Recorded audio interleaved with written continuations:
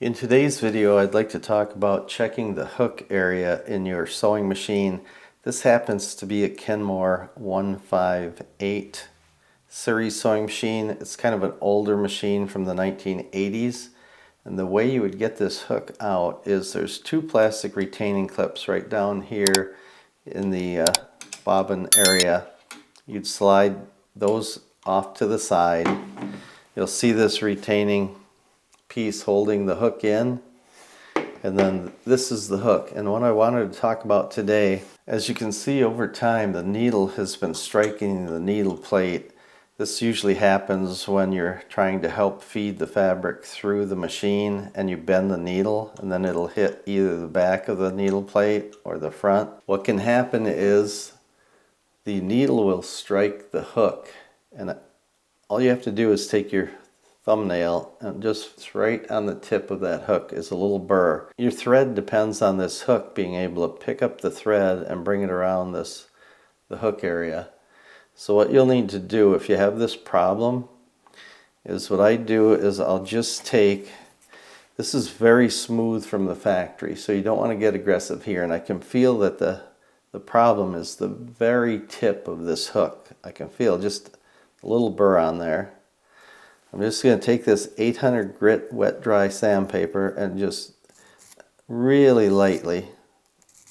You don't want to make this hook any rougher than it is. Okay, I just went over that twice and it's almost gone. Okay, I'm going to take a closer look at this.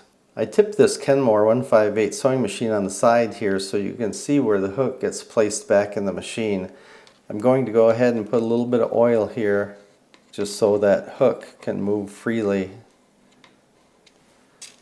right in this area.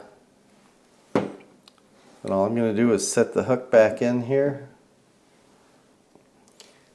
Okay, it sits in there just like this. Then the retainer goes on here. These plastic clips, I have to get them out of the way a little further. Alright, that's in there. Okay, now I can try running the machine and see if touching up the point of that hook cured my problem. I'm going to go ahead and install a new size 16 needle.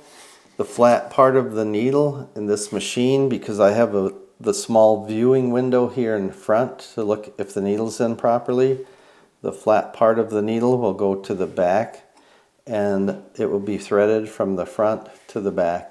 I have the machine properly threaded. Let's see what happens if it picks up the bottom thread.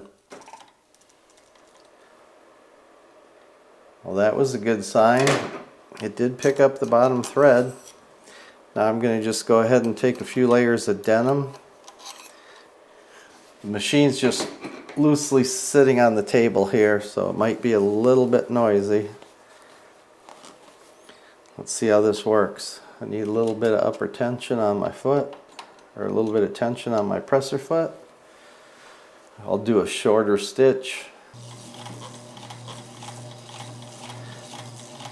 I didn't want to floor the pedal and have everything go bouncing on the table here.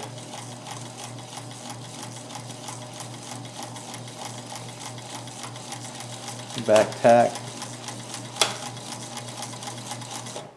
Alright, and another thing I want to check, another way you can check your timing quickly is just go ahead and I'm going to set this to a 10 on this Kenmore and a 4 on my stitch width.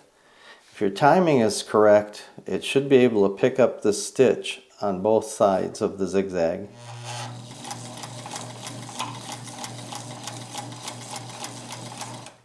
Alright, let's take a look, see how that worked. Cut my threads and check the back. Alright, well, the front looks really good. This is 2 layers of a heavier denim. And the back looks good. I'll get under the light here. Well, touching up that hook made a world of difference. My stitches look really good on both the zigzag and the straight stitch. If you find the video helpful, please like and subscribe. Check out my other videos, and as always, see you in the next video.